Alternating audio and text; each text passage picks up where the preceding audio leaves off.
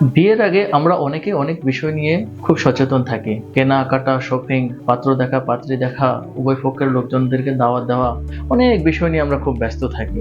কিন্তু আজ আমি খুব গুরুত্ব একটা বিষয় নিয়ে কথা বলবো। দেখুন, এমন অনেক শারীরিক সমস্যা আছে যেগুলো হচ্ছে জেনেটিক, অর্থাৎ জিনগত কারণে বংশ পরম্পরায় একটা মানুষ এই সমস্যায় আক্রান্ত হতে পারে, এবং এই ধরনের জিনগত সমস্যার কিন্তু সাধারণত কোনো চিকিৎসা থাকে না। যেমন ধরুন থ্যালাসেমিয়া, এটা একটা জিনগত রোগ। যদি কোনো পুরুষ এটার বাহক হয় এবং ওই জিনবাহী কোনো নারীকে যদি সে বিয়ে করে, তবে তাদের সন্তান এই থ্যালাসেমিয়ায় আক্রান্ত হতে পারে। একটা থ্যালাসেমিয়া আক্রান্ত শিশুর জীবন কল্পনা করুন। একটা নির্দিষ্ট সময় পর পর তাকে রক্ত নিতে হচ্ছে। অনেক সময় সঠিক সময়ে রক্ত পাওয়া ওই বাচ্চার জন্য অনেক কষ্টের কারণ হয়ে যায়, এবং এই কাজটা তাকে সারা জীবনভর করতে হবে। কতটা প্যাথেটিক।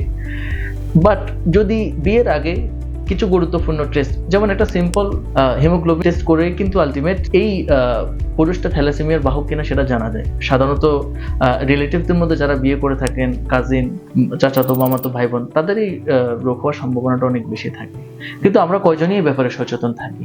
সুতরাং বিয়ের পূর্বে আর যাই করে থাকুন, পাত্র এবং পাত্রী উভয়ের কিছু শারীরিক পরীক্ষা নিরীক্ষা করে আগে জেনে নিন যে আপনি কোনো জিনগত রোগের কোনো বাহক কিংবা এই ধরনের কোনো রোগে আক্রান্ত কিনা। ধন্যবাদ সবাইকে, ভালো থাকবেন।